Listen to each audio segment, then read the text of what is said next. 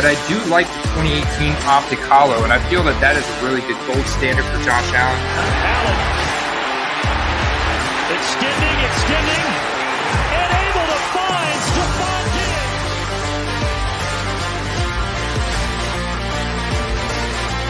It's gold. It's gold. Gold is hot. Gold is hot. Anything where there's a winner or a loser. It hurts, going for the end zone. It's caught.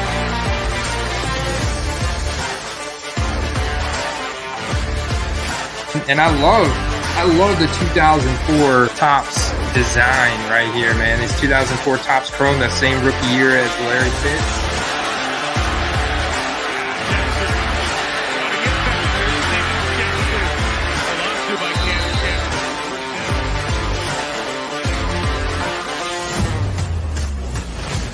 I guarantee you someone would reach $130 on this Gabe Davis if he puts up another game in a primetime scenario. We talked about the first Thursday night game against the Rams. Gabe Davis goes off or anything like he did in the AFC Championship game. Are you kidding me? Of course, they're going to reach for this card.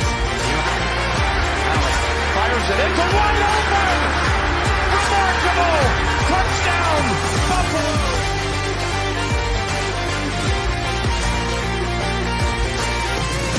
Right now, his 2018 Optic Hollow is $125 raw compared to Josh Allen's at $500. That's a big difference there, Steve, considering that Lamar Jackson had the season that he did. Pocket collapsing. He's going to dart. He's going to run. Inside the 5. Jackson in for the touchdown. Oh, kind of quick by Lamar Jackson.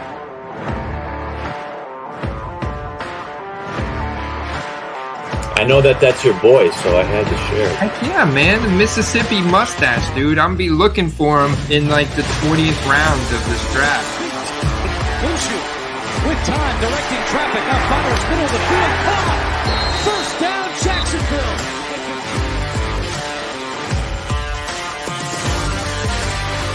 Brady only has like 135 different rookie cards made for him, whereas Patrick Mahomes has close to 2,000.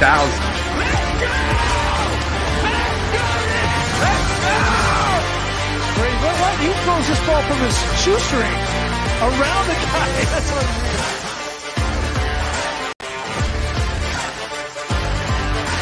Look at Tua now climbing up in the past 7 days. His growth in buy it now, sold volume and graded cards on eBay is up 70%. It's by the New England team. Tua first and 10 going deep. And what a catch is made by Waddle.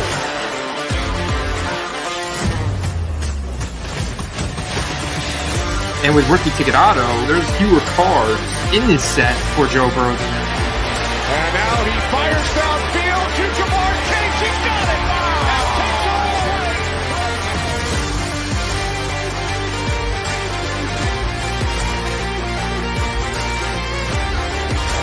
Takes it It's a first down. We got 1:20 seconds left. Y'all boys gonna play Madden? It's numbered out of 25. 25 out of 25. It's Gronk doing the Gronk spike. Signature moves. Look how sick that is. got it for the touchdown.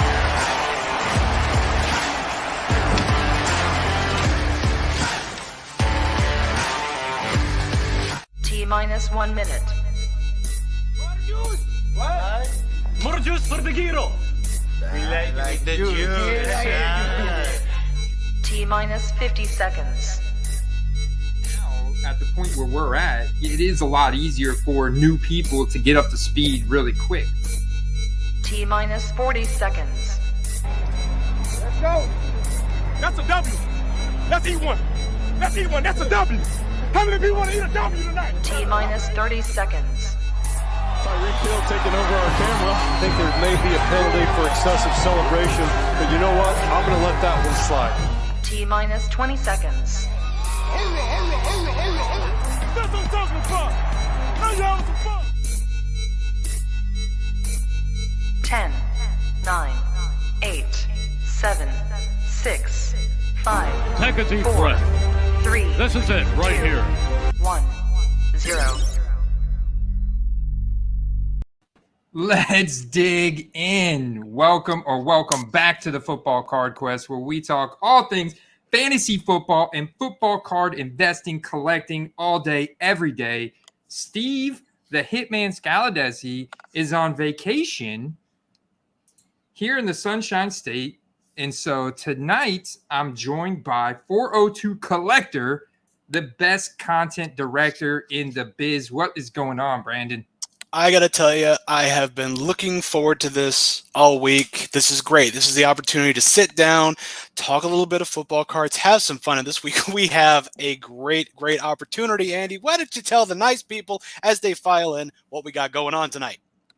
Oh, dude, we got all kinds of good stuff going on. We're diving in. I've got like 15 different windows pulled up over here. We're going to be diving into market activity. We're going to be talking about Vegas odds, schedule projections. We're going to be talking about some elite quarterback cards. And by the end, we're going to be ripping this sucker open and giving away the cards from this 2021 Contenders Mega Box. Mm-hmm. The best news about that, folks. Now, of course, arguably the best football product, period, I would argue. But the best part about that, folks, is if you want to enjoy the rip, everybody can do that. If you want the cards in the box, you can get it. No questions asked. 3 lucky patrons of our Patreon will be walking away with what's in that box, whatever it may be. That means if you are currently a member of the Patreon, you are in. If you would like to be a member of the Patreon between now and when we rip the box, you can be in. I challenge you to not find the value in what we can offer. That is how confident I am in what that place gives. Discord alone. Link is in the description. Click the link, sign up. You will be involved in the giveaway. Without any further ado, my friend, shall we get into the questions? Let's dig in, baby. I want to shout out a couple of these kick-ass dudes in the chat right here because Third and Long was early. Derek was in there, man. He's always got the sound cranked up, man. He's ready to go. Aaron S. already dropping some questions. We'll get to some questions here in the stream in just a little bit. We got a mailbag full of some really good questions. Sean, appreciate you tuning in before your Celtics go. Kenny Walker, Matthew Steets, drive safely, my brother, but enjoy the stream. Scott, let's see who else we got in here. We got Mark Speltz, Kenny. Where is it, Kenny? There's Bob. We got Bob in the house. We got Filthy. We got Joe Garza. Let's go. Everybody, we got some great names, and we got names from folks who are asking these questions. So I'm excited to be able to answer this. By the way, as you can see, I am in front of, before we get going, I am in front of SGC headquarters here in lovely Boca Raton for this particular episode. And to kick things off, I do not drink. However, in the spirit of sitting down with good friends, good people, talking about the hobby, I have here a Flying Cauldron butterscotch beer for the occasion. So, it is popped. Let's go. Right off the gate, we got Nick from the YouTube community page. I believe I saw Nick come in. Is NFL Prism Select or Optic a buy at retail prices? Andy, what do you think about these products? At retail prices, I mean, if I could find it, it's worth the money and entertainment value alone. Even if I don't pull a great card, particularly, I mean, I'm going to get so much entertainment value out of a $25 blaster box. Like, especially if Prism is going to be sold the same as Contenders. So, like, you can get 2021 Contenders at Target right now for $25. If I can find Prism for that same amount, heck yeah, I'm going to buy that. I mean, I know that the hit rate's going to be different, right? And what I can potentially pull out of there is going to be different. But I'm absolutely going to buy that just for the entertainment value alone. Absolutely. And I'll tell you what, hey, great segue. If you actually want a Contenders blaster or hanger to rip, we have some opportunities for you to snag that in the Discord for your very own to get sent to you to rip from Target. I love Contenders. I mean, you converted me a long time ago to the rookie ticket auto, and I think the price point's gone up just a little bit as of late. Not too much, all things considered, from even a year ago with just the boom that we saw with the prices of these products. Things have settled back down a little bit. Contenders, a very affordable product for anybody. And the reason I say it's the best product is because it's available to everybody. Believe me, I would love to be able to go out and open, National Treasures. I would love to. I would love to be able to buy into a break of National Treasures, but I can't. So in the meantime, now that being said, we can certainly flip and move up to that point. But as of now, we have contenders. As far as Select is something that is near and dear to my heart because it was the first major product when I got back into the hobby about a year ago. That was the first major product that I ripped. I ripped with my son. We pulled a white die-cut silver Justin Herbert out of those things. So again, special place in my heart. Optic, obviously, like all of these are iconic. So are they worth the rip? That's a great question. I would say the one that is I'm most on the fence on is Select, just because the brand of Select in a lot of ways has been diluted. It has been tarnished ever since they went retail in 2020. You can kind of see, and we're going to talk about some 2020 Select product and what it's currently doing, and look at the chart for one of the best quarterbacks in the NFL later in the stream in a couple questions. But that's the one that I'm most on the fence on. Prism, Optic, obviously very liquid, very popular. I think those are going to be even more liquid popular than Select. It'll be interesting. I already can tell you that Select has dialed back this year. They got rid of the club level, which was that fourth tier that they released in last year's set when they went mainstream retail. So they got rid of that. So they're already kind of scaling back a little bit. I would love to see them go back to hobby only, me personally, but I don't know if they will. So that's the only one I'm kind of on the fence on, just because it seems to have been diluted and tarnished a little bit from going mainstream retail last year. True, and I see more of Panini while they have these licenses left, and then again, Fanatics probably going to take over. But I see more of a switch to retail. I mean, that kind of seems to be the way that things are going. Topps is kind of angling that way. If you're into baseball, sup Royals fans out there, everybody MLB, but they're shifting a lot of their stuff kind of to the website and everything like that. So as far as is it worth the rip? If you want to rip for fun, yes. If you want to rip to find stuff to flip, absolutely not. In that case, you might as well go buy a scratcher if you want to do that. If you enjoy ripping and have fun with it, you want to do that with your friends, your kids, absolutely. And arguably, if it's a thing where you want to hang on to wax itself, I would argue that wax outside of singles is probably your best bet in terms of an actual investment. I will say too, 2021, this next class, I mean, again, we saw it. The class that was most recently drafted, not that hot. So the question is, do I want to have some of this, like a mega, like we're going to be ripping later on? Do I want to have some of those set aside? So if I want to flip those, once everybody's itching for that 2021 product, even let alone 2020, do I want to have that? So from a strict, do I want to rip it standpoint, if you have fun, if you're trying to make money off of it, do not hard pass, do not pass go, do not rip that box. If you want to go down that route, breaks are an option, but we're not going to go into breaks this evening. So ultimately, it's up to you. Just, I would say, do not buy them to get rich. Whatever you do, don't do it. Do not do it. So it looks like we got a Bowman's Best pickup by Bob Graff.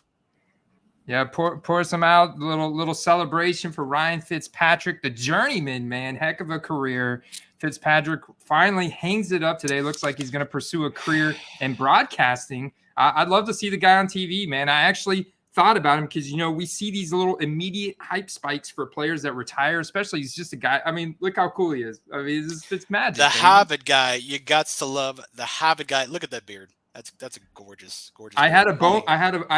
Still have it, guys. I have a Bowman Chrome autograph, and surprisingly, there were a few on eBay. It's 2005, so same year as Aaron Rodgers. Obviously, his are selling for around $40-$50. Aaron Rodgers are, over 1,000. But hey, I listed it today. Trying, if nobody buys it, I think I'll probably get that card graded, put it on the wall. It's a nice People card. want to talk confidence. That takes confidence. Like that, how confident must you feel to go out wearing? I mean, you got to feel good. Yeah. You got to feel good. Although, I'll tell you what, he is looking sharp in that. Moving along, though, to the next question. Aaron, I know you've got a few. We're going to try to work those in as well. Just kind of running through a couple that we've got here. Hoya Panther from the Discord. I'm curious as to your thoughts on Aaron Donald. Should I wait until the midseason lull to try to buy in for my personal collection? What do you think on that? Well, okay, I mean, first of all, Aaron Donald, arguably one of the best defensive tackles of all time, up there in the top 4. I mean, if you look at the Hall of Fame marker chart, I mean, he is in the top 4. So it's pretty insane. He's got the Super Bowl ring, so obvious lock for the Hall of Fame, All Pro. And he's going to run it back. He's going to run it back for one more year, and it's likely the Rams could find themselves right back into a postseason and Super Bowl run this year. Very likely, especially with how the NFC is soft. I mean, they're obviously clear front runners for their division. Aaron Donald is going to be a key part of that defense, especially now that they traded Von Miller to the Buffalo Bills. And so, I mean, Aaron Donald, wonderful investment. Now, I will say, I looked at some Aaron Donald prices before I popped on here, and I would kind of wait to that midseason lull because there's no picture. I'll show you what these look like. This is the just the base prism here, PSA 10, Aaron Donald 2014. I love that prism design from 2014, but as you can see from the chart, and I'll kind of zoom in here to make it easier to see, this goes all the way back to 2020 where they were at $175, and you can see that right now they're at $332, but that was in April 2nd of 2022. So that tells you that, look, there's none for sale on eBay, so they're hard to come by, especially in a really good grade. And then I went and looked at what his just graded cards in general are at. You can see, like, here's a PSA 10 photo variation prism that's currently about $350. Last sale was $500, which is an increase of 42%. It's tough to find good Aaron Donald cards right now on the cheap. I mean, it's just really tough. You're going to have to go raw. You're going to have to go like Panini Prestige, some of the lesser known sets from 2014. If you want good stuff, I honestly would wait and just save him as a search, target him in auctions, and probably look at October, November timeframe. Andy, I'm curious, do you have a PSA 9 on that? On which one? On any of them. Like, what are we looking one? at for PSA 9 or an SGC 9? Yeah. Just what you Let's had go back for a right 9. here. So there is a big difference. This is one card where there's a big difference between the 9 and the 10. You can see the 10 recently at 381 of a peak. The 9, though, an average of 60. Right now, there's a transaction. But see, this was, again, back at Super Bowl time frame, PSA 9 base prism for $56.55. And you haven't seen a transaction since. That's because people that are buying Aaron Donald are putting them in their collection. That's what this tells me. If you're buying Aaron Donald, chances are it's for your PC, it's for your wall. You're not buying Aaron Donald, in most cases, to flip him. Absolutely true. And we see where, you see where it's at with the Super Bowl hype. If you are looking to get an Aaron Donald for your PC, strictly PC, if you're not grade hunting, I would definitely consider a 9. I would definitely consider waiting until that mid-season lull because people are going to be investing in the hot offensive players at that point. They're going to be investing in the folks that are both heading into, maybe possibly going into the playoffs, or the people that are not heading into the playoffs. So that's a perfect opportunity to say, hey, the money is going elsewhere. People are going to want to move some of their Aaron Donalds to be able to trade up. So if you're looking for a PC opportunity, something like a 9, the discrepancy, wrong D word, between the two is stark. If you're just looking for a nice PC item and you want to go with the 9, there you go. I mean, that's a great opportunity. Looks like we've got a snipe opportunity from James Wainwright. Yeah, appreciate you, James. So we've got a 2019 Contenders Hunter Renfro rookie card ticket auto SGC 10 and a 10 auto. We got that on hand. See if we can bring that up. Yeah, I'll try and bring it up. 2019 Contenders Hunter Renfro rookie ticket. Let me see if I can bring it up. 2019 Contenders Hunter Renfro. Let's see if I could just bring it up with that. Oh yeah, I got it. There we go. Yeah, it's a nice card, man. I like the 10 of 10. That makes it really sexy. This 10 of 10, that SGC 10 of 10. I'd love to see that. It kind of makes it. When's pop. it ending? Is it 16 minutes? What are we looking at? Yeah, 15 minutes. 15 minutes. Currently at $77. These ones from 2019 are pretty rare, and obviously Hunter Renfro doesn't have the draft pedigree that's going to see him printed in a ton of products. So this is a nice card, man. That's assault. I mean, that's clean. Especially you've got the color match Very between clean. the SEC slab and the Raiders. I mean, it lines up That's, perfectly for yeah, everything you're looking to do there. yeah. That's a snipe all day. We gotta. So we gotta Plug snipe in there. Steve. Appreciate you, James. Appreciate that, James. So, moving on a little bit here, we've got from Filthy Collector from the Discord. Thoughts on Tommy Tremble? Cards are mad cheap. He's currently at the tight end 1 in Carolina and is a really good blocker, so he'll probably be on the field often. What do you think, Andy? What's your call there? Whoa, Filthy, man. He's going deep down the rabbit hole You for gotta this. appreciate it. He's going deep down the rabbit. Not a whole lot of people know who Tommy Tremble is, but he did get 3rd round draft capital out of 2021.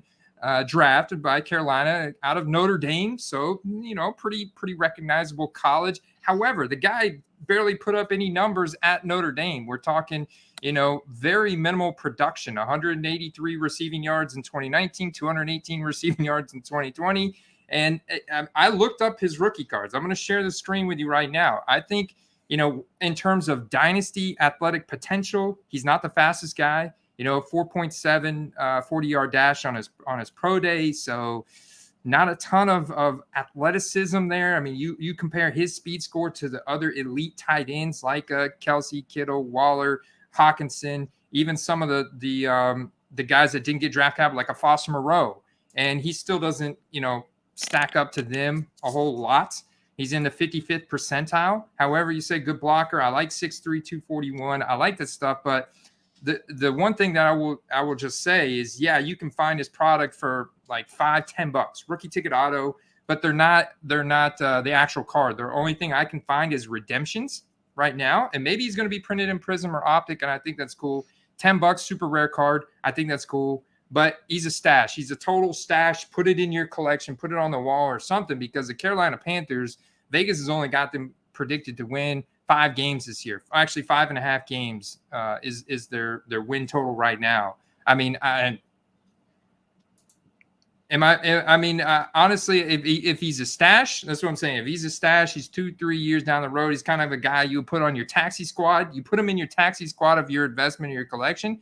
Maybe if you can find a numbered out of 25 or a case hit or a super rare card of Tommy Tremble for $10, then there's no downside because the scarcity of the card in of itself. But I would just, make sure your expectations are real low as well. Yeah, have proper expectations there, but absolutely. I mean, if you find a steal, throw it in a shoebox and just forget about it until you hear that name and say, oh, man, there we go. 42 tight end. Now, I do want to address real quick. We got some talk in the chat. Is there a Facebook page you recommend? We've got something here from Eloby Rosez. I hope I pronounced that correctly. I try to put a little flair on the end of that.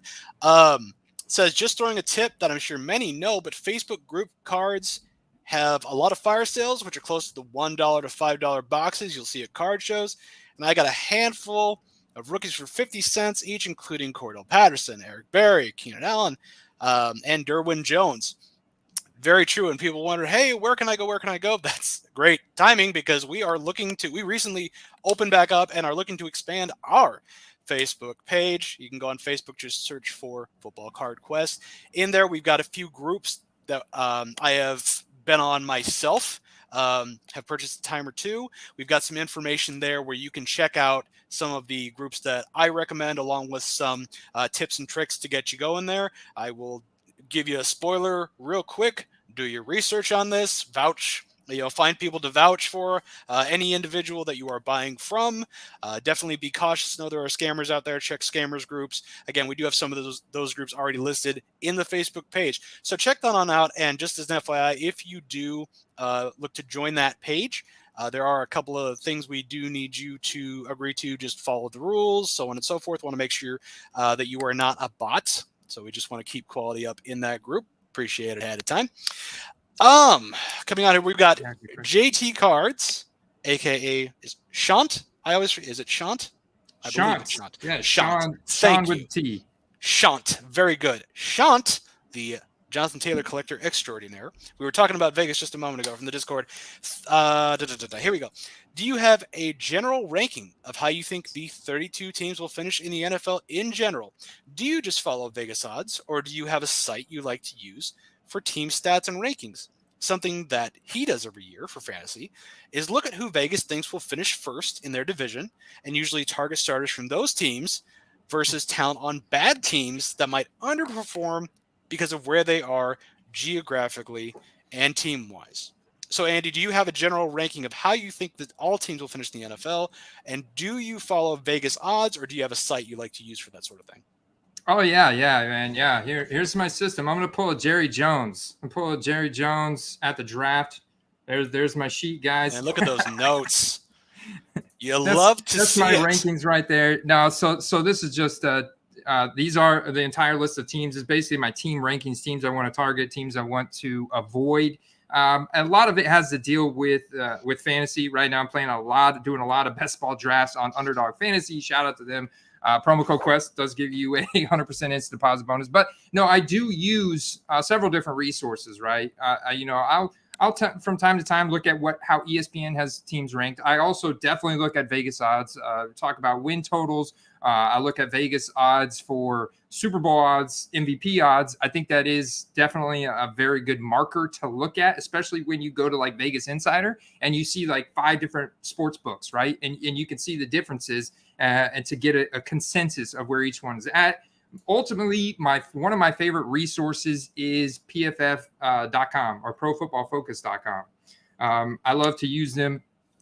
Their analytical grading process is very clean, is very sharp. It gives a very good descriptive analytical grade for each team and each player on each team. They give you an idea of, and it also rank them in tiers. And so I definitely like to kind of put all of these together as a resource for myself to then, go through my own lens. And when we're talking about football card investing, collecting, like I'm looking at Trackalytics and I'm looking at the Facebook page likes, and they track that on a daily basis. And it'll show you the amount of check-ins, the amount of page likes, the amount of new followers. And you can kind of get a trend of social media following there, or look at Twitter and look at how many followers they have there. And then also look at the actual demographic TV market size for that area. Like how many possible fans could there be in that area? So I kind of like to look at all those things. And those things are important when it comes to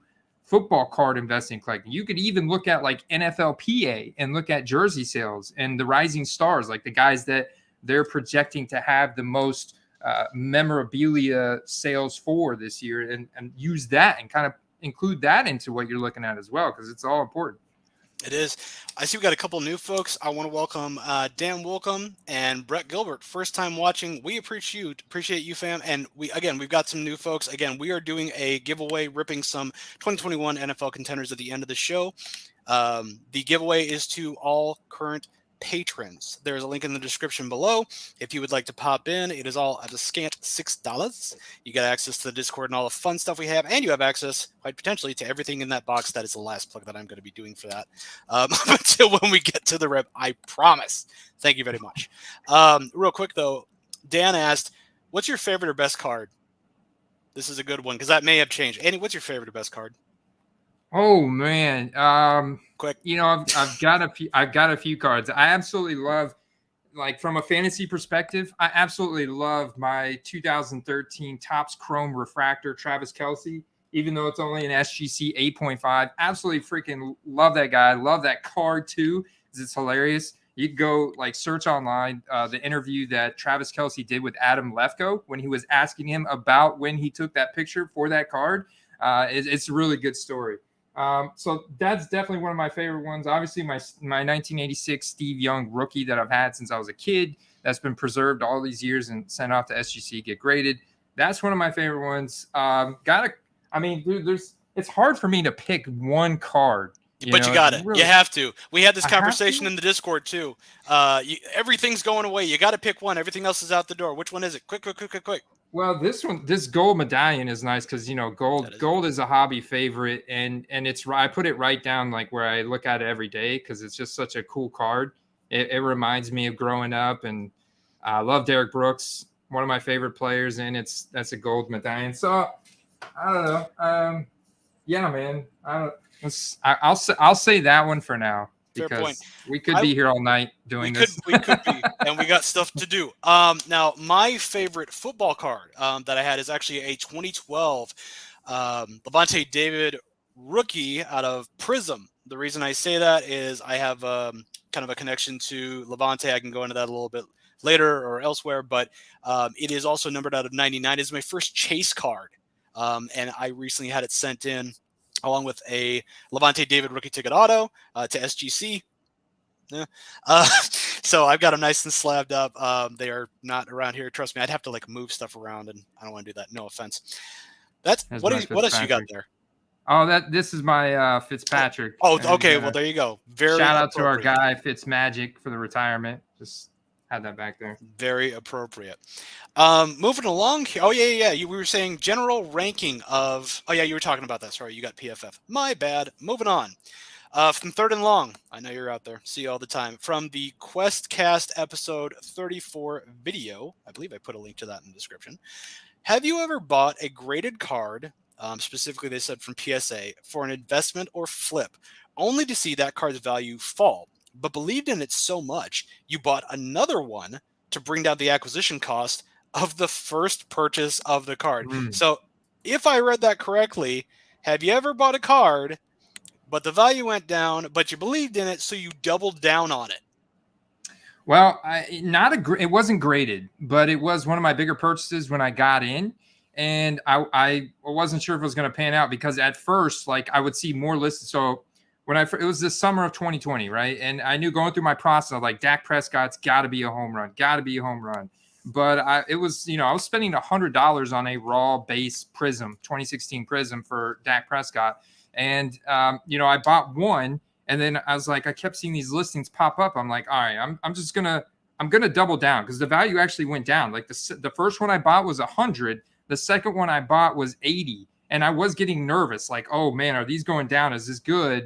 It was a couple weeks later. I bought the second one, and then literally the dam broke open in September of 2020, and I ended up selling those both for $350 a piece, like over tripled my money. And it was like, awesome. But I, at first, like it did take a little dip because there was this new supply hitting the marketplace, and the demand hadn't quite surged just yet. But when it did surge, boy, did it do it in a big way. So that was one case where it did pan out really well.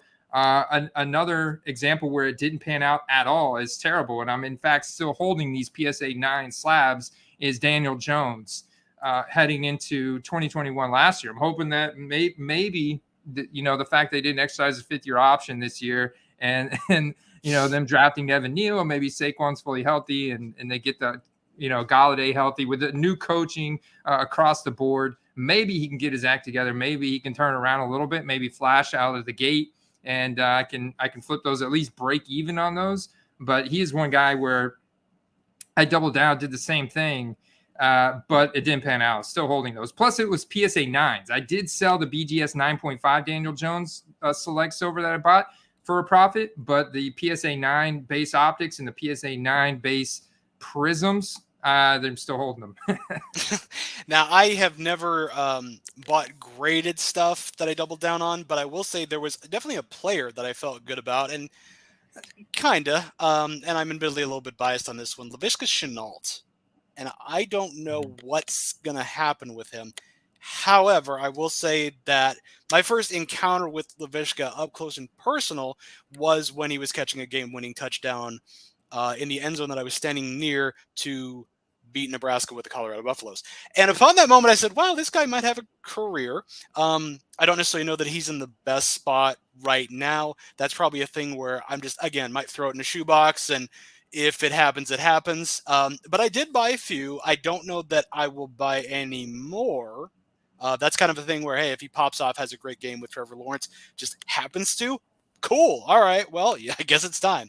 But I have never had that much invested and said, nah, you know what? I wish I could do that. So maybe someday.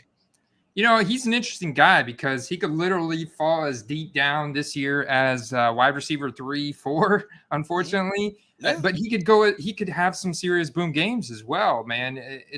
Yeah, obviously he's got the yards after catch ability. He's a Swiss Army knife. I mean, his ADP right now in fantasy, his average draft position in drafts, like I've got actually 60% exposure to Laviska Shenault only because he's such a good value. I'm getting him at a pick 200, so I'm literally picking him in the last round of these 20-round best ball drafts, and it's just like he's a guy that could put up some big games, man, big plays, big splash plays. Jags are obviously going to be forced to throw the ball a lot. They're going to be forced to play a lot faster this year. Doug Peterson's going to help them do that. So, I mean, he's a guy that could literally climb in ADP throughout the season big time, or he could sit where he's at and not really go anywhere. I mean, he's at dirt cheap right now. He is definitely. And it's a thing where I don't anticipate him to rise in the depth chart. I don't really anticipate anything happening. But like you said, I mean, he could. And then again, and I don't mean to be morbid or anything like that, but injuries happen. So could be right place, right time. We've seen it happen a number of times where, guy slides in and, hey, you know what? Turns out they are very productive, and the rest is history. So it looks like, by the way, we talk about live eBay sniping in here, and it looks like we had one in the chat quite possibly. Brett apparently was jumping on that Hunter Renfrow and apparently lost out by $2. $2. $154.50 though. I mean, you talk about the 10-10 here. Yeah, for a 10-10, I mean that's good, man. That's a really good price. And thing is, like, oh yeah, the Raiders drafted Devontae Adams, but you kind of put that both ways. And I think the ultimate thing here is that Renfrow, like Laviska, could have some very nice splash plays and some very nice boom games. I mean, this guy's ability to get open off the line of scrimmage, and Derek Carr is very much of a scan progression guy. He's not a one read lock on and go guy. He's going to go through his reads. And if Hunter Renfrow's open in the red zone, we saw he's got that red zone nose for the end zone, get open. Hunter Renfrow was catching some serious touchdown passes last year. So especially when you get closer to the playoffs, and you're looking at a really good possibility that the Raiders are in the thick of it. Obviously, they're going to be in the thick of it, even in that difficult division. I think that's a good play. Well, it'll be fun, when the Chargers win the whole division and everything, but it'll be fun in the meantime. Anyway, no, but as far as drafting Devontae Adams, I still don't think a Devontae Adams cost any more, quite a bit less, I think, than the Ricky Williams draft, the famous Mike Ditka poll there. Moving right along, from Scott Case in the chat, I've been buying select field level die cut Justin Herbert rookies graded PSA 10, and then I hear select is flooding the market. Am I wasting my money? We talked a little bit about this earlier, not only about select and kind of what's happening there, but we also talked die cut Justin Herbert. Mine wasn't graded, but still. So select flooding the market. Is money being wasted there, Andy, with that particular investment? So we've got select field level die cut Justin Herbert rookies graded PSA 10.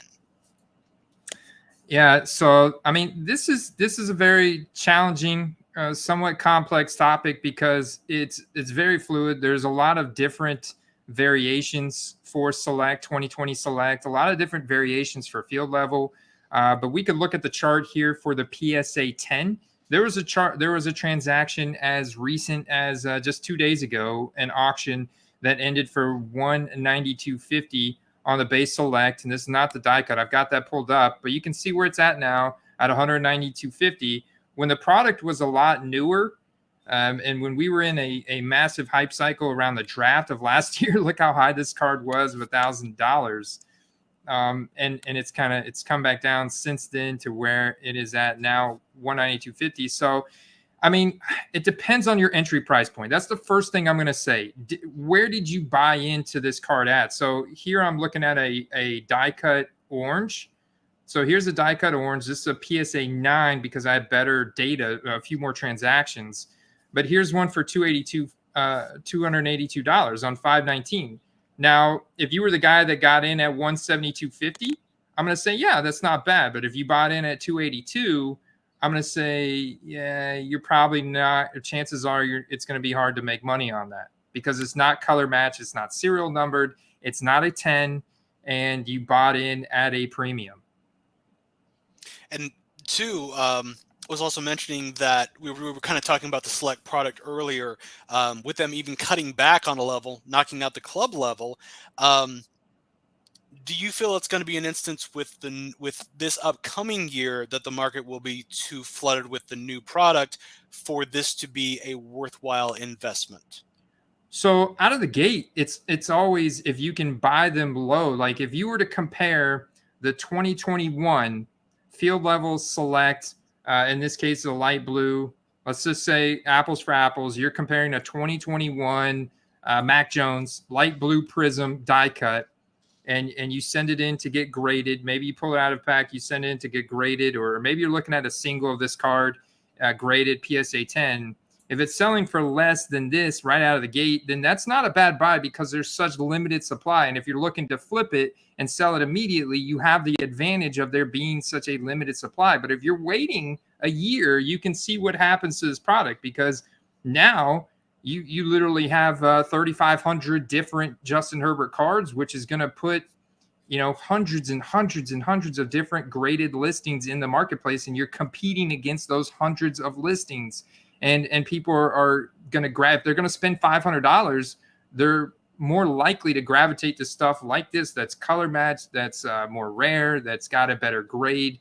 So it all depends on when you get in on that card, how much you paid for it, and like when you get out. You know, I would say the sooner the better. Yeah, I mean that would definitely make sense. And die cuts can definitely be kind of, you never really know. You got to strike while the iron is hot there. I mean, yeah, when you have a more, as you like to say, Andy, liquid card, I think you can afford to play a little bit faster and looser. But with a die cut, you got to be careful on that. I don't know that I would necessarily be buying more, but definitely look for the opportunity in like preseason hype, or should the Chargers go on a run, up to their bye week, which I believe is mid-season, if I remember correctly. I think it's like week 8, week 9. So that's kind of my thoughts there.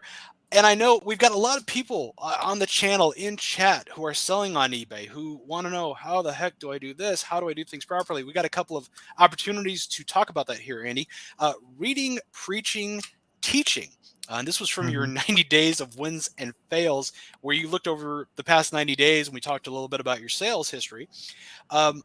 What is your system for keeping track of your purchases for tax purposes? It's my understanding that all eBay sellers will now have to deal with a federal income tax on any sold item that they profit on, regardless of total amounts in sales. Now, real quick, not technically true once you hit $600, but you can do that real quick. But yeah, once you pop $600, there is going to be a 1099K. Now, the question though, how do you track that? Like, if you're buying and selling, how do you, know what money to put aside? You know what I mean?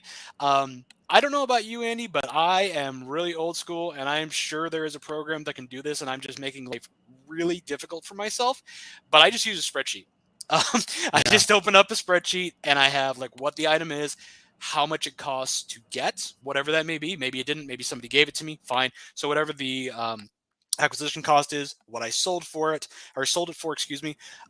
then I take out fees, shipping. If you got to take into account any supplies, if you can. Now that's kind of an end of the month thing versus every single one, but you got to take into account penny sleeves, top loaders, anything that you may have that cuts into that, because ultimately you're going to have that piece of the pie that's left. From that, you can put aside your taxable amount, like 15% or so. I'm not a CPA, this is not official tax advice. And that is something that we know folks do want us to put a video out on. And I do anticipate that we can do that a little bit later on in the summer. Wanted to get out around tax time, just didn't work out, but we want to make sure that we give proper advice, and neither one of us is a professional. Bottom line with that, see a pro. But we like to help out. That's what I do. Andy, is there anything that you particularly do for that? Well, I'll just say there's a couple things you can do, but it's not fun, right? Taxes and No, it's fees not are like the fun. least fun aspect. I didn't promise fun. I promised information. No. So in terms of information, I will say that a couple things you can do. If you plan to sell more than $600, you're expecting a 1099K. I think it is advantageous, depending on how much it costs in the state that you're in, to get an LLC. If some states are a lot more than others, so it's definitely something to look at. I'm in the process of doing that myself, because you can write off the cards that you buy, and you can avoid sales tax, and you can write them off as decorations. I gotta have new decorations for you guys every video, and that That wall is going to come crashing down. Then, yeah. but that is something that I have talked to a prominent car dealer that they do on their returns. They've been doing this for several years. They write the cards that they purchase off as decorations for their office, for their place of business. That's one thing. The other thing you can do is just a simple tool. You can go to your account on eBay and you can request your eBay data, and you can put in a date range, and this actually sends a ticket to eBay tech support, and they will send you an Excel of all your eBay data. You can say, I want my account report. I want my transaction report in terms of selling history, purchase history, feedback history, returns and refunds, the whole 9 yards. So you can get all this stuff in a report. They'll send you a zip file of your account data. So it takes up to 7 days. I actually haven't done it yet, but I do know that this is available. If you go under eBay, go to my eBay, my account, your personal information, there'll be a request your eBay data button, and you can get a report, and that'll allow you to quickly have everything up in a sortable, type of spreadsheet, to where then you can look at all that. And then you can pretend to be a numbers dork like me and Andy. And if you have like QuickBooks, I mean, like if you're doing a lot, I would recommend as a business owner, you get a QuickBooks, or even just hire an accountant and hire some type of an accountant. They're not that expensive, because you can get a virtual accountant these days if you're doing a lot of transaction, selling a lot of stuff, and for fairly cheap, for the headache that'll, the peace of mind and the time that it'll save you. And I understand, like, again, things are getting pricey. I understand that. If you can, I highly recommend getting a pro. Once taxes get complex, it's worth it. If you can do it. I would just put it that way. Moving on, though, Joel Garza, and this was on the same video. That was 90 days of wins and fails. I believe that link is also in the description. I like the plain white envelope concept, but I've had to refund a few purchases thanks to USPS not having great tracking with them. To this date, never showed as delivered. Buyers could be scamming, but I don't know. I've had some from sellers do the same, never shown up, had to get a refund as well. Okay, story time. So I have done a number of sales with PWE, and I will say most of the time things go well. However, you do definitely run a risk of that, of either it being scanned improperly, it going to the wrong address, being in the wrong sorting facility, and let's be fair, some people are jerks. And they say, "Oh, I didn't get it. What's up with you? I didn't get it." And that's tough, because I will tell you, I've been on both ends of that. So I have paid to get a card, and those are, again, these are under usually $20 cards. I have often paid for like, a few dollars for some steals, quite honestly. But in that, I've been waiting, and I'm like, dude, where's my card? Duh. And they, unfortunately, they've been legit, and they said, I don't know. We checked tracking. I'm getting messages from eBay saying it's delivered. No, it's delivered. And no, it's not delivered. And I've had to wait a little bit, and then it's shown up. It has gone in a different mailbox, and my neighbors brought it by. Bless their hearts for doing that. It's not perfect. Therein lies the warts of a 53 to 93 cent system with a proprietary shipping method. Again, it's not perfect, but it looks like Andy may have something here to assist. I do. I have an alternative to the plain white envelope eBay standard envelope, because if you'll notice, guys, when you do plain white envelope through eBay, it's almost like a proprietary tracking number that eBay has partnered up with USPS to generate for you guys. And yes, I have encountered a couple non-deliveries. I found that certain areas don't do as well as others, like Durham, Raleigh, North Carolina area. For whatever reason, I've had it happen twice to me in that area. A buyer in that area not get their card. I had to refund them. I had another situation where it said delivered, everything. The guy swore up and down he never got it. I actually directed him to eBay, and he ended up getting a refund for eBay. I never got negative feedback from any of these guys, but shout out to Steve. He's not here tonight, but this was actually a website that he shared with me. And this is lettertrackpro.com. And you can literally come in here, and this is affiliated with USPS as well. This comes directly from USPS, and you can come in here and you can print out a plain white envelope label for an envelope, and you put in the same dimensions as the eBay standard envelope. It's got weight restrictions. It's pretty much the same as the eBay, and it's the same price. It's the same price as well, but it's a little bit different, right? It's a different type of tracking number, and you may have better results. This is something I just started doing. Literally, shout out to Steve. He just shared this with me like last week, and I just signed up for this, and it's something that I'm going to be testing out here in the coming days and weeks. So check it out, guys. It's directly linked with USPS, informed visibility, mail tracking simplified, plain white envelope with tracking.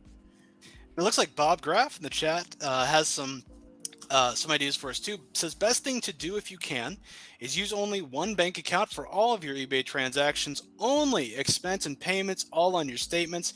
Use your debit card for that account for supplies so it reflects. That's a great idea. That's a fantastic idea, is to just have it all in one spot. I like to do that with fun money. So card money, I like to have it all in one spot. There is a debit card for it. Like, don't go outside of that. I know you talk about it all the time with Carter. You don't go beyond your means with that. That's a great way to take care of that. That's a great way to do it. Bob, thank you very much for that. That's a great way to do it for tax purposes and keeping everything in line. Chris Lopez just comes in the chat. Thank you for being here, sir. Great to see you. How are you doing, Andy? Hey, what's up, Chris? Chris in the house. James got another snipe for us. It's a midstream snipe break. So we've got a 2020 Panini Select. We were just talking a lot of Select love this evening. Select football out of 199. Darnell Mooney, red, white, and blue wave rookie. Interesting. He's another guy. He's another guy where it's like, I am out on the Bears this year, but I am a Darnell Mooney fan. I'm a fan of Darnell Mooney, the athlete, and maybe the Bears are building for 2024, 2025. Darnell Mooney's so young. He's definitely a dynasty stash at the right value. Therefore, to me, that's a good rookie card stash at the right value. So if I can find a rare card serial number that is nice and I could pick it up in an auction now because people are out on the Bears this year, then, hey, I'm going to do it, and just stash it. Can you possibly bring that up on the screen for us? See if you can bring that up for the nice folks. Because we already had one. We already had one potential snag. I want to get one tonight in the chat. I want somebody to be able to pick something up so we can have something else to celebrate. We've got a lot going on this evening, but I want to see if we can bring that up. I think I saw it right there. There we go. I love the way the wave design too. That's awesome too, Brandon. Man, it's got that texture. It looks so good in pictures, man. I love the way this card looks in pictures, and when you hold it in your hand. I think the wave design is one of my favorite card designs there is. I was talking with Sean about this in the Discord the other day. We were talking about die cuts. Again, not huge fans, but when you've got that tie-dye look, kind of similar to that, I mean, there's some that just stand out and are really well done. I definitely think that's one as well. So right now, $8. When's it ending? In 25 minutes, $4.70 shipping. So I kind of have to take that into consideration.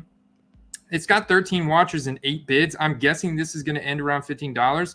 The thing you have to take into consideration with Mooney is that he doesn't have nearly the numbers that a lot of the other guys have. He's going to literally have like 2,000 fewer rookie cards, variation rookie cards than like Justin Jefferson, or a Jalen Rager or something. And so that does add scarcity to this card. And I can tell you right now, it's off center, left to right. You can kind of see that.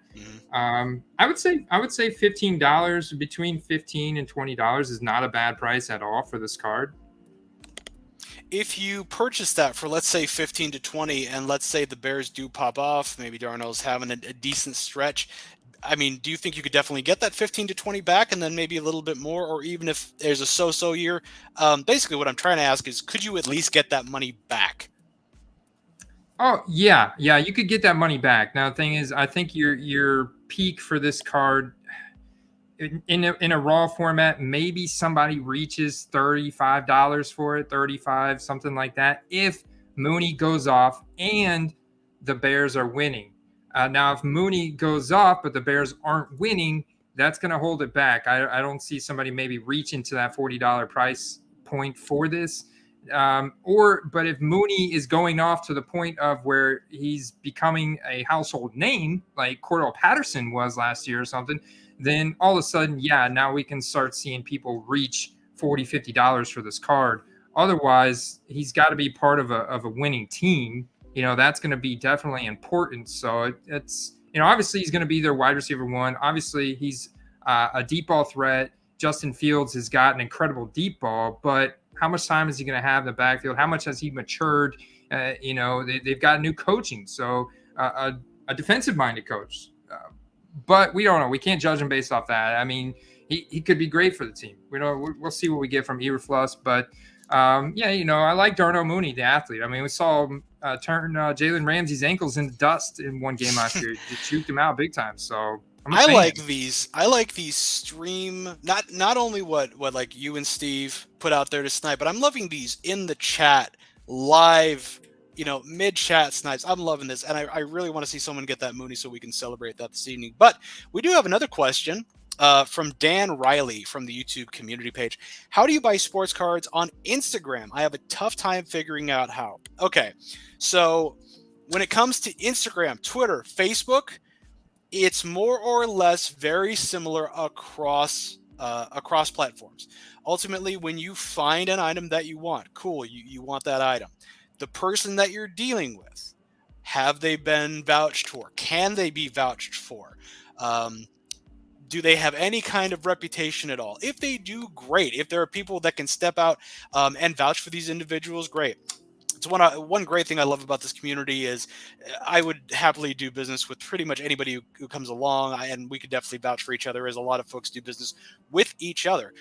So as long as you're able to do that due diligence, you are able to usually chat with somebody either, in messages, private messages on Facebook, private messages on Instagram, and on Twitter.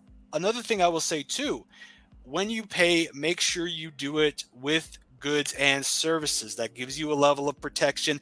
If the internet rando, possibly on the other side, or maybe not a rando, decides that, hey, your money's really nice, but they don't want to send you anything, or maybe they didn't have anything to send you in the first place.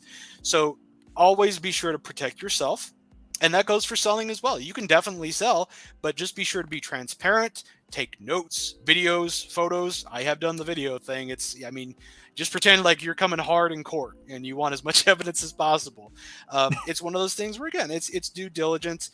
Just make sure that you can do what you can with regards to, just remember, if it's too good to be true, it probably is.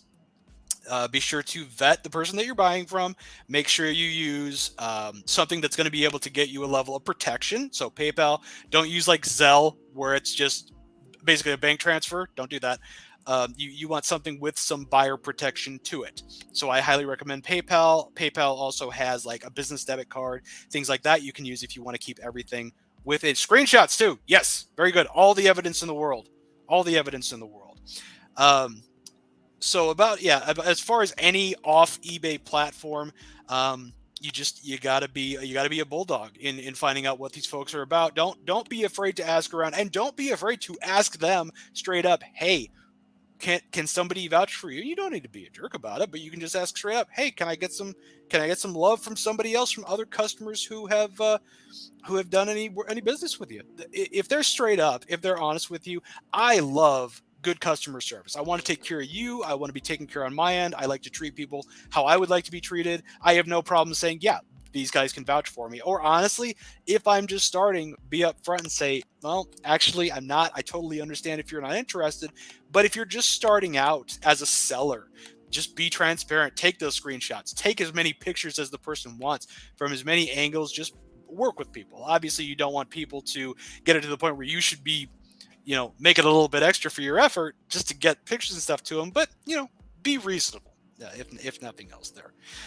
So I think we also had some stuff from Aaron a little bit earlier in the comments, like tippity top, before we even got in here. Aaron wanted to know, when examining the market and trying to make projections for players and teams' performance, how into the future do you consider? Or is it too volatile to make realistic predictions along the way? That's an Andy question. Yeah, no, heck no, man. I think you should be looking at the entire season. I think it's a great idea. So understanding what the market has historically done in October, November, beginning of December, knowing that, who's got the easiest schedule during that stretch, who's going to come out of the gates hot. I think that's the most important thing, is who's going to come out of the gates hot, then who's got an easier than average schedule throughout the meat of the season that you could see going off. Like, actually dig into some game theory, like what we do in best ball. Shout out to Derek. But we're looking at, especially in the big tournament, when we're going to potentially be competing against hundreds of thousands of people. Not potentially, we are competing against hundreds of thousands of people in the Underdog Puppy and the Underdog Best Ball Mania. We're looking at game theory for weeks 15, 16, and 17, because even if you make it to the playoffs there, you still need to then beat out against thousands of other people. So you've got to have the stacks right, almost like a daily fantasy sports mindset around stacking players in certain games. And if you hit, then you're going to hit really big. I think if you can do the same thing in football cards, you're going to hit really big, especially with teams that are making that push into the playoffs. Look at the historic game that Joe Burrow had against the Baltimore Ravens in, what was it, week 15 last year? It was closer to the end, yeah. Yeah, it was week 15 or 16. But that's the kind of thing you could have projected out, because if you look at the schedule for the Baltimore Cincinnati Bengals earlier in October, November, it was rather difficult, and there were a lot of games that came down to the wire. If you remember that one against Green Bay where they went back and forth with missed kicks and almost went into like double overtime, it was like almost a tie game. And so, you can look at that, and we saw a hard dip in Joe Burrow's prices in October, November, only for them to absolutely explode in December. And so that's the kind of stuff you're looking to project. Who's going to dip through October, November, and then explode going into December, and then also who's going to come out of the gates hot. So you got a couple more questions, and then we will get to the Rippery. Brett's got one again. Newbie, great to have you, Brett. Hope you hang around in future opportunities. Do you guys ever buy lots? And if so, do you have any advice on finding good ones, search terms, etc.?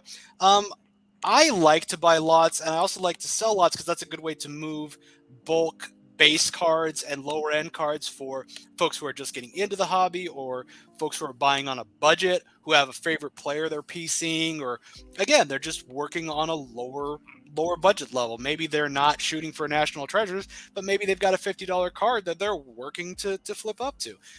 As far as finding them, pretty much for me, it's about the same as any other search. I will just typically type in like lot of, and then that usually get filled in, or you can search for a particular number, but I will just often do lot of. What about you, Andy? Do you have any particular love for lots, and how do you find them? I do have a love for lots. I like lots. I love lots, especially when they include they throw in some no-name cards, some random set cards, but then they have like one nice autograph card in there. But that autograph card it'll get lost. It'll get lost in the lot, man. And a lot of times you can snipe those in auction, especially if people are throwing it into auction that end during the day, or not at night, during the week, that kind of thing. My go-to strategy is still the same. I'm pretty much typing in the year of the rookie year of that player and the player's name. And then I just go to town. I start digging, man. Start digging. But, one thing I've been doing more lately is looking at veteran cards of players that are elite players that have changed teams i.e. Stephon Diggs, DeAndre Hopkins, Jameis Winston, just to name a few, Tom Brady, obviously, and look at their cards in the new team uniform and do the same strategy. So 2020 Tom Brady, then start from there, see what you can find. Potentially you can score some lots, man, that the average price per card is super low, or that is a nice card hiding in the lot that you can score. We got another one from Aaron at the tippity top again. Do you see an opportunity to use historical data to make projections for team performances? For example, NFC East hasn't had a repeat division champ since 2004, since the Cowboys won last year. What do you think? Yeah, Andy? I do. I think you look at how the Cowboys defense performed last year, right? How the amount of turnovers they had, the amount of touchdowns that they had generated by their defense was way above historical norms. And I think they are due for some serious regression back to the NFL norm. So you take that into account with the fact that they do have a more difficult schedule this year. That's why I love targeting Cowboys offensive players, because they're going to be in a lot of shootout games. However, I think that looking at paper, like taking that into consideration and looking at what the Eagles did this offseason, I think the Eagles are actually going to win this division this year. And so I think you absolutely want to go back and look at historical norms for teams. Look at what the average is in terms of performance, and look at how above that average they did last year. And that can give you an idea if they didn't make improvements, major improvements throughout the offseason, they still have the same coaching and everything else, they're probably going to regress back to that norm, in which case that's going to allow for other teams to, make a jump and take over that division or win the division in that specific year. Great to see you, Tom. Looks like Evening Fan got a steal of the month last week. 2015 Bowman Chrome Rookie Refractor Auto of Stephon Diggs on eBay auction for $22. Oh, hell yeah. That's wonderful. So, real quick, can you bring up that sniper we're looking at, Darnell Mooney? Let's see where that's at, just to kind of give Darnell Mooney?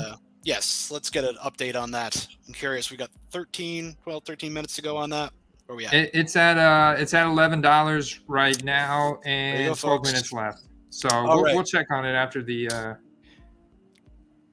check out all after the those wheel names. spin. Yeah, and you know what? I'm glad you brought that up, because, oh my gosh, so many awesome questions. But, folks, I do believe it is that time.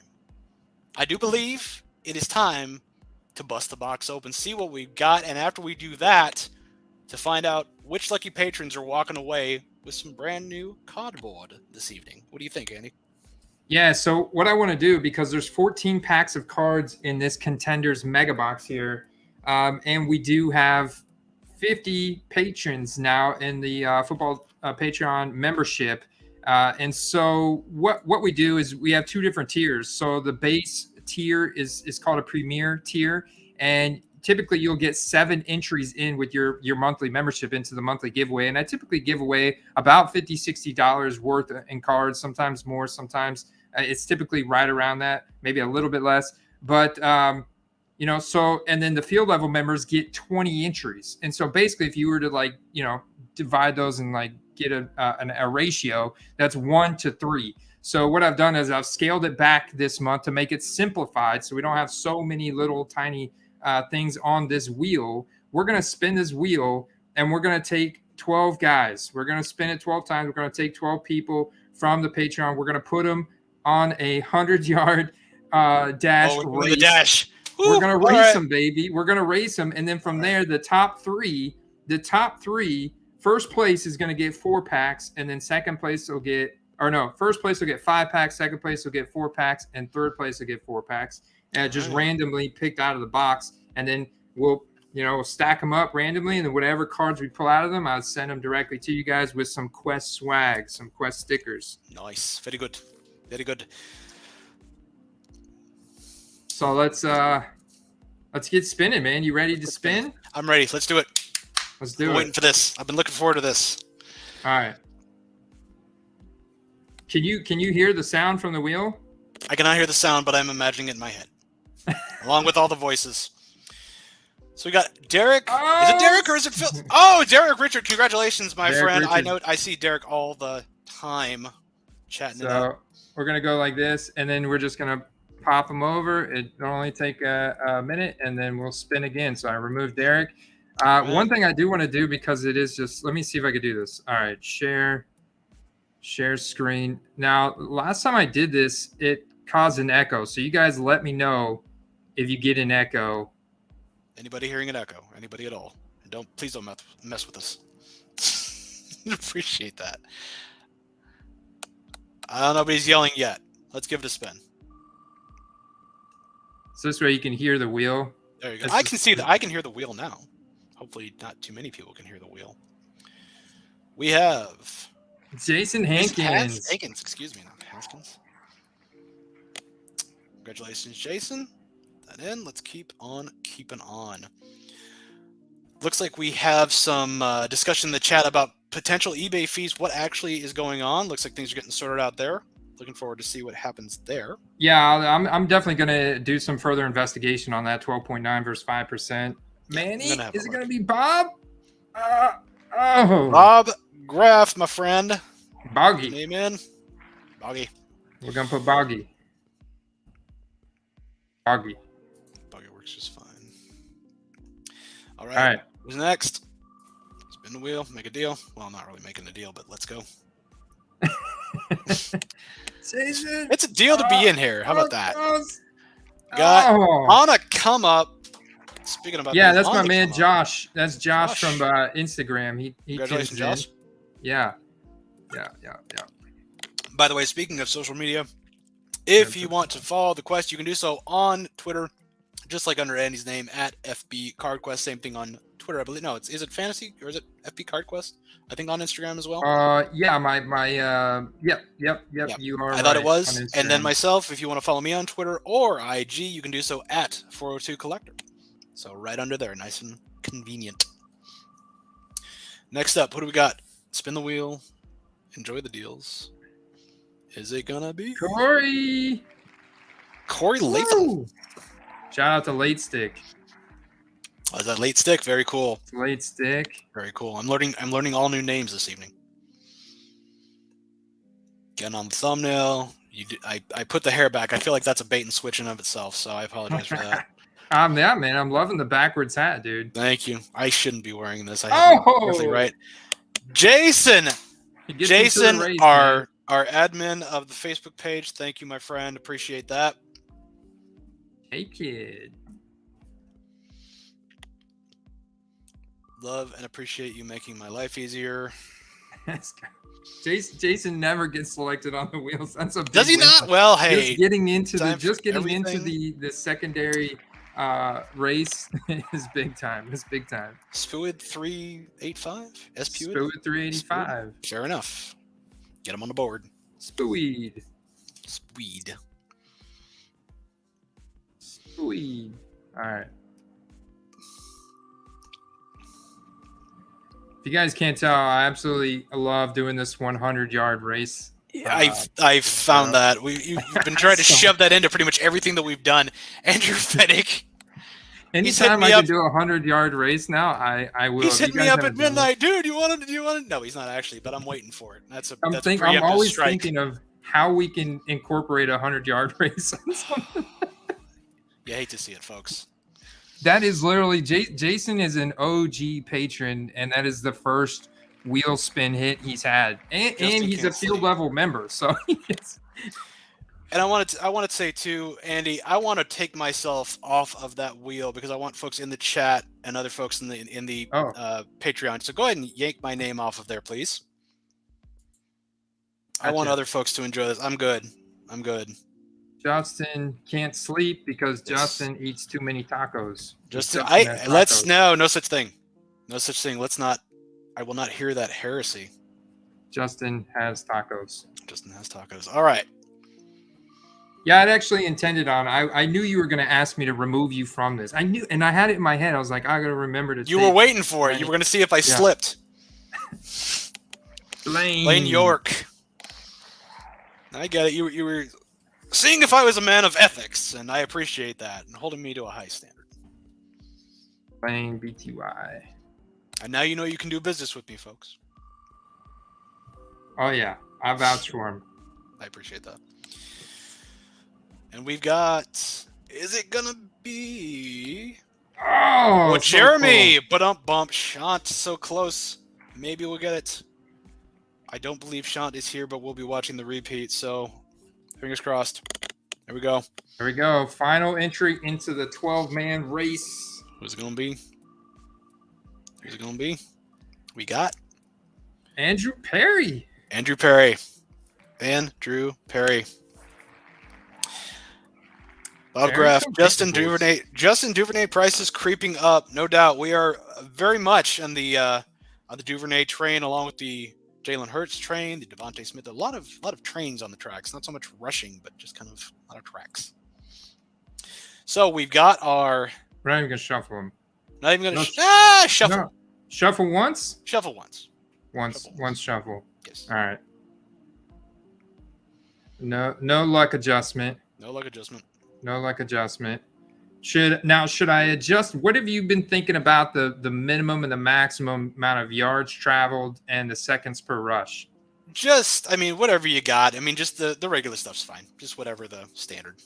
Let's make it a little bit more intense. 2 to 6. I dialed the seconds per rush down 1 second. All right, but still 1 to 10.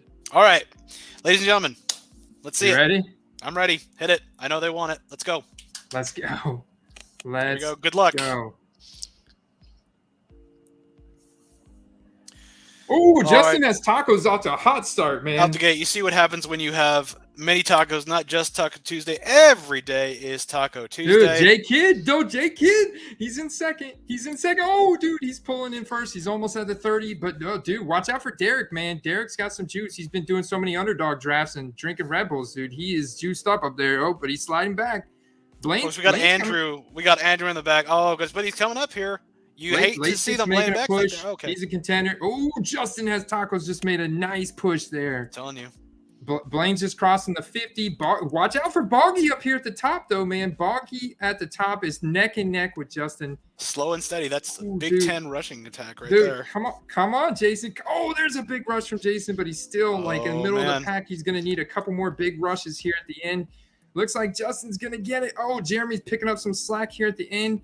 Justin is going to push through. Justin gets first. He gets the 5 packs. And Bob Graff picked up a national champion. Spooey made a serious push. My goodness. At the end. Wow. Look at this. Wow, dude. What a push from Spooey at the end. Sorry, Jason. Your guy really slowed down there. Oh, my God. Okay, let's see if we can get some pride moments in here. Some honorable mentions. Ladies and gentlemen, you hate to see this. We got Derek. We got Derek and Jason. Come on now for pride. Let's go. Run it out. Finish it out. His guy died. Yeah. This guy literally. Again, you hate to see it, folks. It's a sad state of affairs. Come on, Derek. Come on. Cross the line. There we go. Okay, so we've got Justin with the Taco Power. We got Sweet, and we got Perry Collectibles. All right. So with it being said, let's bust open this box, see what there is to see, get the card cam going. So what is 2021 NFL Contenders like? You may wonder. We've had folks kind of chime up in the chat. Is it a good product to rip? So on and so forth. You've gotten my opinions with regards to ripping. Let's proof is in the pudding, as they say, or in the mega box in this case. So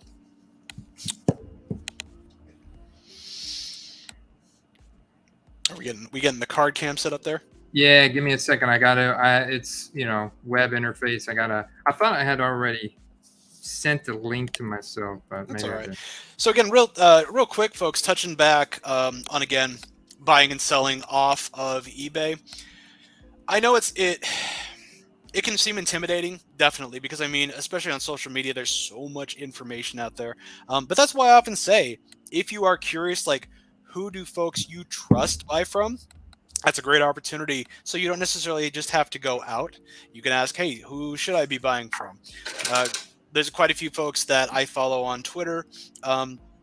If I'm following them, chances are they're okay, but you can definitely reach out. I have no problem letting you know that. IG as well.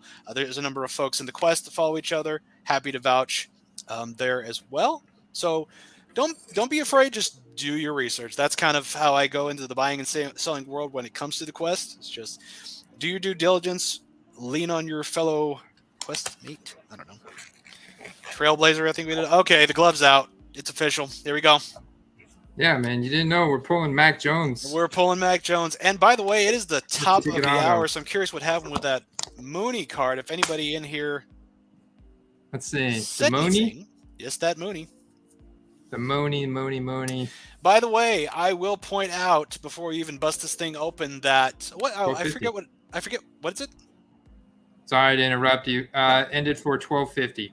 So $12.50. with shipping, 17 plus yeah, tax, 17 out the door. $18. So on average, there are I think it's on average. There's a one auto, one memorabilia. I think on the front there, 112 cards in the box. We got 8 packs, I believe, 14 packs. Excuse me, 8 cards per pack, 14 packs per box. There we go. There it is. I will let you guys know we are looking for that rookie ticket auto, but Panini in their infinite wisdom believes their points to be a hit. Just getting that out there. Not putting it into the universe, just giving information. So Yeah. let us see. And yeah, as I was going to say, Bob snagged something. Bob got a National Treasures RPA out of 25 last December for $12. I don't even know who it is. I don't really care. That's a fantastic deal. Wow. Oh man, I thought they were gonna make it easy for me, like put. Of course, no, absolutely not, absolutely not. So we're gonna go ahead. We're gonna go ahead and divvy those up into piles for folks. Yeah. All right. Let's see. I think that's the way to go. If you guys have any more snipes, go ahead and drop them in the chat. Would love to see what you got in addition to ye old ripping. Let's just go like this. So I don't know, like, yeah, I have no clue where. We'll just say 5 packs. Just 5 and. Well, actually, wait a minute. Looks like they gave me more. Well, it's 14, right? Yeah, it's 14 total. Okay, so I did my math wrong. This would be 5, 4, and 4. Yes. Would be 13. I totally did my math wrong. it's okay. So What we do got we do? 14 6, packs in 4, and total. 4? So 6, and then for first place, and then 4 for second, and 4 for third. that's 14. Yeah, that works. Or we do 6, 5, and 4. That's 15. All right, we're doing this. Don't ask the English guy to do math, please. That's my son's bit. That's not mine.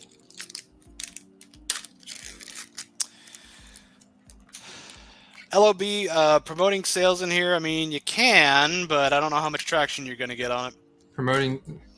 Curious about promoting sales, but got a card lot of Prism draft picks and contenders. I mean, by all means, you know what? I like to be very inclusionary, so by all means, let's see what we've got. We've got Derek Carr. Yeah. Derek Carr season ticket. These season tickets have some interesting texture to them. Taysom Hill, Jerry Jeudy, dropped of all charges.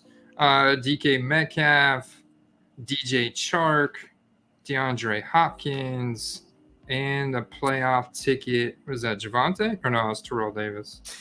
This break is absolutely free. We wanted to open a box of contenders, the undisputed, arguably the best NFL product out there. And for 3 lucky patrons, we are sending them the cards gratis. So yes. So this first prize was that I already forgot who won first place. It's pretty bad. That's right. Justin. Yeah, this Justin is has tacos. Yes. So this one's for Justin has tacos. Yes. This is Justin's pile. Yeah, LOB, hop in the Discord. We have a patron marketplace in there as well. We do.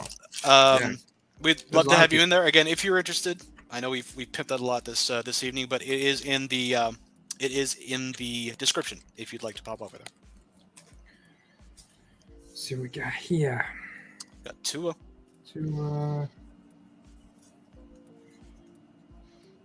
Got the Claypool. No, Anani, that won't be happening. No worries. McLaurin. Wilson, Aaron Donald, DJ Moore, Alvin Kamara, and a round numbers Amadi Rogers and Nico Nice. Collins. Nor will we be hanging on to any Trevor Lawrences, Trey Lances, etc., that we may or may not pull from this box. Yeah. Unlike some people. Oh, yeah. That is, we got a hit in here. Oh, goodness. Justin, are you paying attention? Are you there? What do we have? Brace yourself. Yep. You got to do the smooth, bud. You know it's going to be good. There's a Drew Lock on top. Oh, you know. Russell Wilson, Jonathan Taylor. Where are you, Sean? I know you're there. Kyler Murray, Josh Allen, Jacoby Myers. Is it Anthony Schwartz? We got an Anthony. We got a napkin. We got an Anthony Schwartz napkin. Yeah, green. It's got like the green. Nice green foil. It's got a nice, interesting Dak Prescott's insert chain movers. Got a chain movers. Chain movers. I haven't seen that insert, but it's pretty neat. So that's not too shabby. Not anything eye-popping, but hey, you never know. Oh, we are actually still chasing that auto, allegedly. That other hit. So it's got to be an auto in here, right? Oh, I would hope. I ripped and got points. So what? Yeah. No, we're getting an auto tonight. No, man. we're pulling the heat. We're pulling the heat. So he's got 3 more, right? Justin's got 3 more. Zeke, yeah, 2 more after this. All Zeke, right, awesome. Juju Smith-Schuster, David Johnson, Derrick Henry, Cooper Kupp, Sam Darnold, Michael Thomas, and a Rookie of the Year, Tylan Wallace. Nice. Super deep sleeper. Super deep sleeper on a run-heavy team. Sorry, Tyler.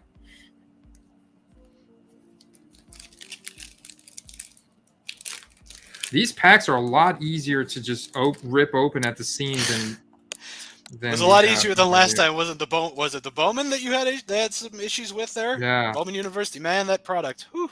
Tell you what. I can see how if people are not careful taking these out of the packs, though, they can potentially ding some corners. Oh, yeah. You know? Very easily. All right. Got Amari Cooper. And why they get me like that, man? Right when you get situated, it's like, turn it upside down. We got a Justin Herbert, Mark Andrews, Aguilar, Prescott, Big Ben, Randall Cobb, Gladiators. I like that insert. That's pretty cool looking. I know it's not the best card in the world, but I like that. It's got a nice Jason Witten. Do they make parallels of this? That's a good question. I don't know if they have the parallels of the Gladiators. It wouldn't shock me. I don't know the checklist off the top of my head. But no, just overall, I mean, that's a fine looking card. So if you're a Jason Witten enthusiast or a general Cowboys fan who might enjoy that, there you go. James in the Discord, perhaps. All right, one more pack here for Justin.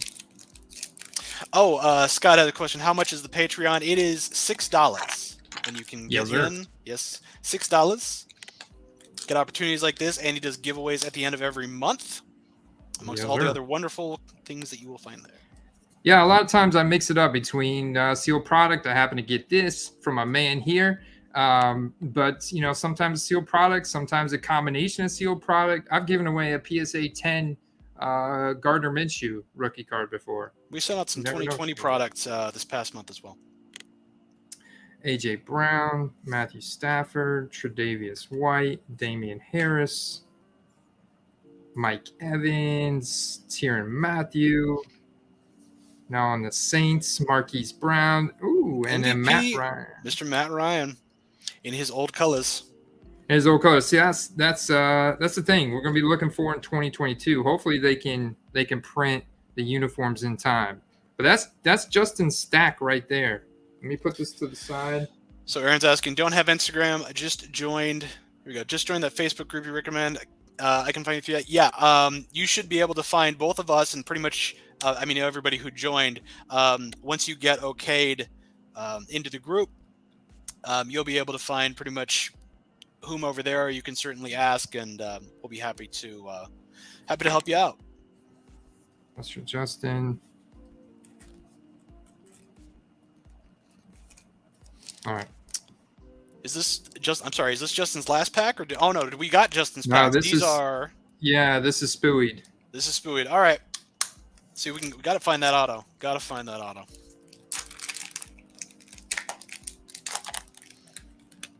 One of the most careful breakers I've ever seen in my life. Not named me. It's when you don't do it a whole lot, you take more time. Nick Yep. Chubb, Fletcher Cox, Brandon Cooks, Julio Jones, Joey Bosa, Trayvon Diggs. Oh, that's a cool We got insert. a Gronk. Now, see, this is going to be difficult for him to part with. Big Gronk fan on that end, and that is a neat little insert. Is that how they do it? It's like, Kind of like, well, look. I mean, if it was you, that's kind of how I'd be feeling. If Gronk was rolling over me. Still Stephon the Diggs. Gronk was a green screen. Well, yes. My thing is like, how do they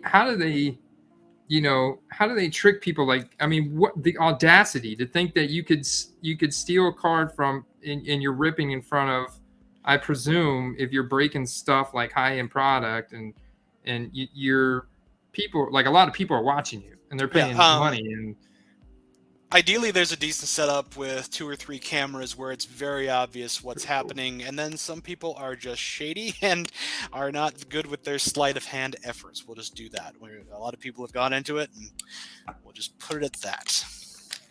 yeah, it's just crazy to me, the audacity that you're supposed to be running a business, man. Come And on. Bob makes a good point. You've gotten faster since the U break. Now, part of that is practice. Part of that is the product itself. Those packs look A lot difficult easier. to open. So we got a Brady. We got a. I'm Goat. liking this one. Yeah, I had a Rodgers. Now we got a Brady in the Yes, Bucks. Got a Kelsey. Look at Kelsey, this. Got a A Jackson. Lamar, Dalvin Cook, Myles Garrett. Ooh, what's Is this an happening here? auto? Yep. Oh, we got it an is. auto. We got a Jabril Cox. Jabril, is he Mississippi State? Jabril Cox. Pull him up, man. Linebacker.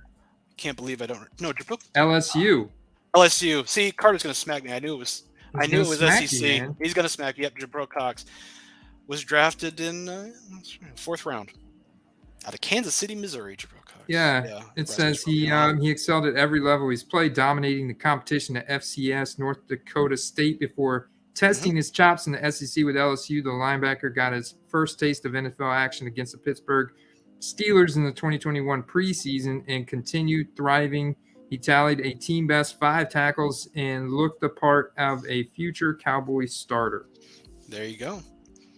Have him along with Mr. Parsons, who I enjoy watching greatly. I mean, seriously, whatever team Yeah. Michael Parsons is on, from high school to college to his current employer in Dallas, he's a fun watch. That's who you want. That's who you want right there. That is who you want. I'll tell you what. I mean, people might say, "Oh, it's just Jabril Cox." I mean, playing alongside Micah Parsons, that ain't too shabby. You know what I mean? Because people are going to be all over Micah after his Rookie of the Year honors. So hey, you never know. Well, I mean, if Jabril could play at the level of Micah, his rookie cards would have Yeah, broke I don't out know about too. that. We'll see. We'll see. But I mean, that's what I'm saying. Like, I'd be targeting Micah in singles. You know? Oh, absolutely. If you can get Micah on the cheap, do it. Do it. Do it. Do it. That's a pretty cool Godwin. Chris Godwin picture. That's Chris Godwin. Keenan Allen,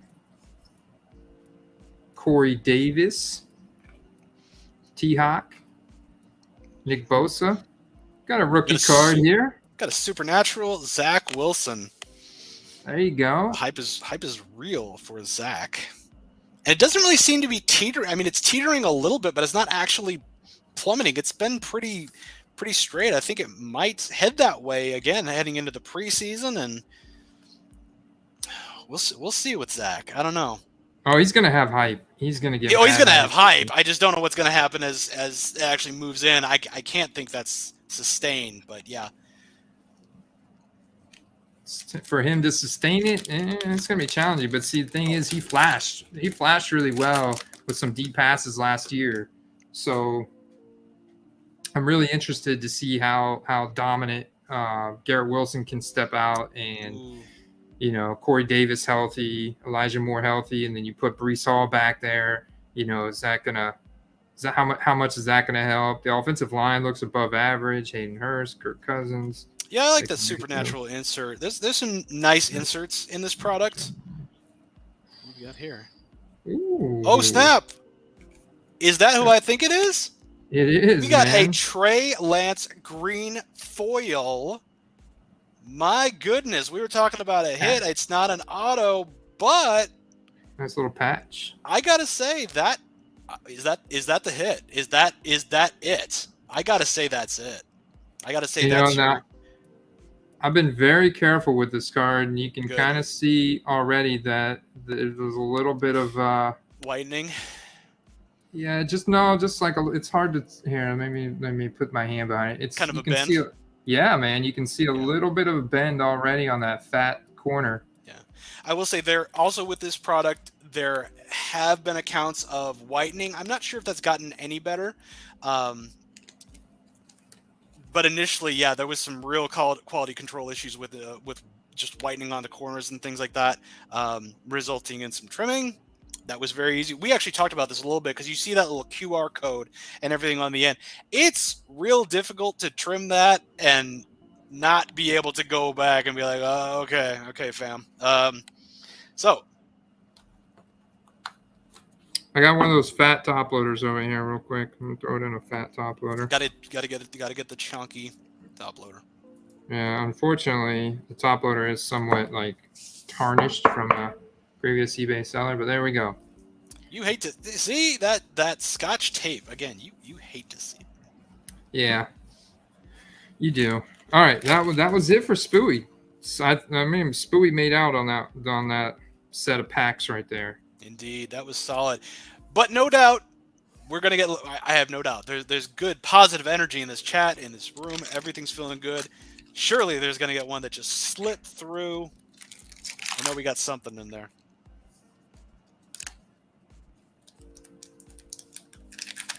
Yes, sir. What we got? Especially when you got a Christian McCaffrey chain Just movers chain right movers, on the yep. back, man.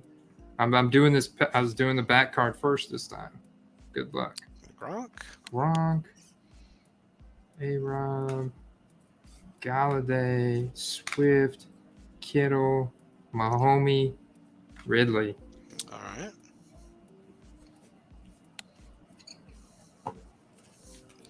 I'm telling you, Justin, it's not too bad. You got that Trey Lance patch. You got the Zach Wilson insert. Got the auto. This is a solid box. Solid box. Yeah. This is out of one box. Tell me this isn't a fun rip. It is. And from investment purpose, I think you would break even with that Trey Lance. Crowder, Devontae. They are like the quality of the veteran base cards does seem to have been improved over previous years. I'll say I do kind of like the design. Devonta Smith, Jalen Waddle, round numbers. There you go. There you go. There you go. Andrew Perry, the winner of this little batch. There certainly is some chunk to him too. Nothing Rondale Moore shoelace-esque, but a little bit of chunk there.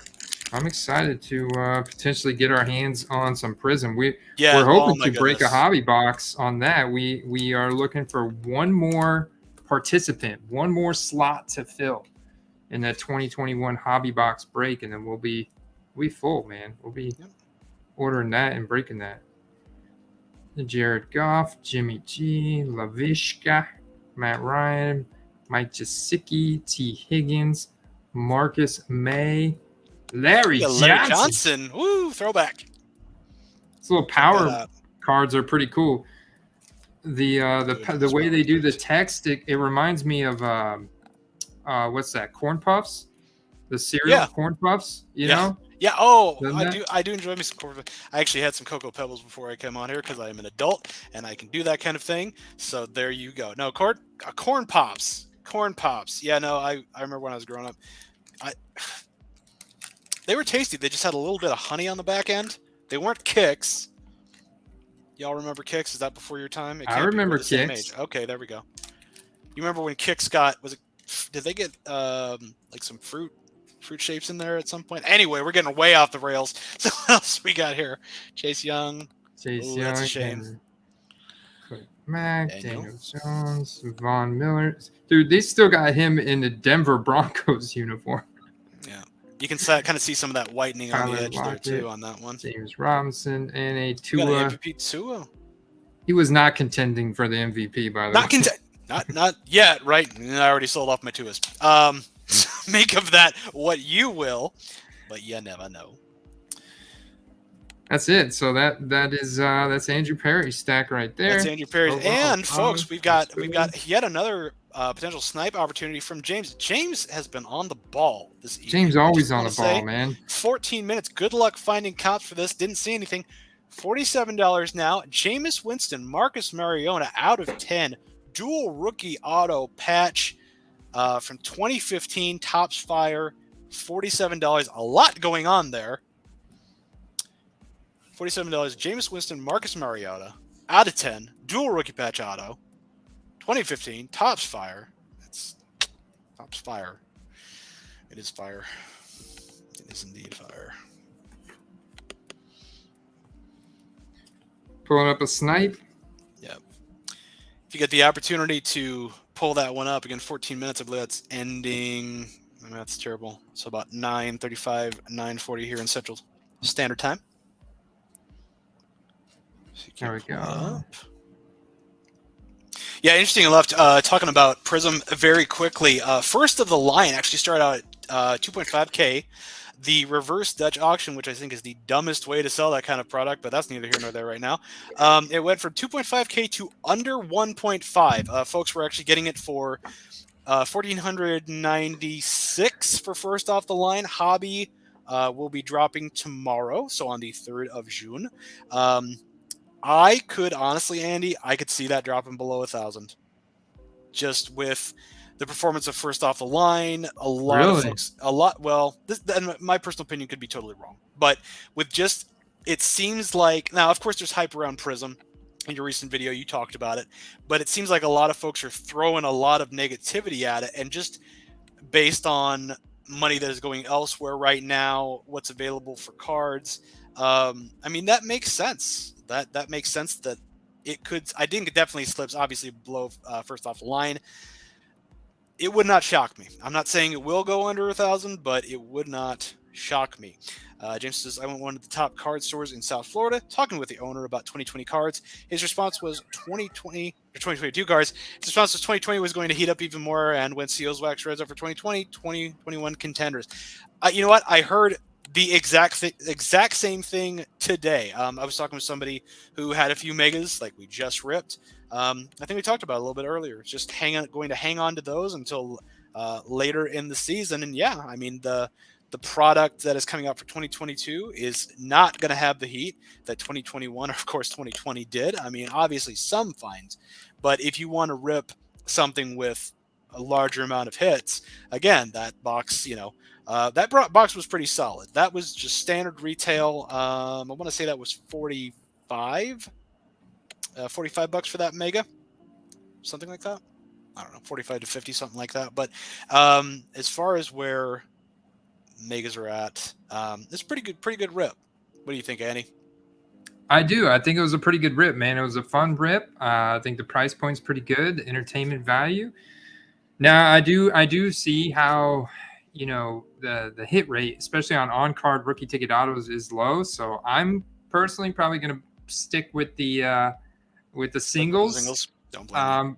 But I honestly, I think my personal opinion is that Prism and Optic retail rips are going to be a little bit more fun than this, with a little bit better like hit rate. You feel a little bit better about pulling like a base rookie card or player, or maybe even getting like a Prism Silver or something like that, or Optic Hollow. You feel a little bit more fulfilled than when, I think it was a great rip, but I just think it's that Prism and Optic retail rip is going to be a little bit more enjoyable. I agree, but the most important thing, folks, is we had a good time. I think everybody did. Folks in the chat, did you have a good time? I know that I did. Andy, it's always great to sit back a little bit. We talked a little bit of everything. We got some information this evening. We got 3 snipes in the chat. Thank you again, James, for that. If we can continue that, that would be awesome. If you're not in the Discord, look forward to seeing you there, hopefully. But otherwise, Andy, this has been great. Not sure if I'll be here next week. Hopefully, Steve will be able to resume his duties. But regardless, folks, it has been great. Thank you for coming, as always, and I will catch you on the flip. Yes. Appreciate you guys. 402 Collector. Brandon, appreciate you, man. Appreciate you, all you guys out there in the chat. We'll see you in that next one. Peace. Yeah, Derek, go soak in the tub, man. Needs it. Go soak in the tub.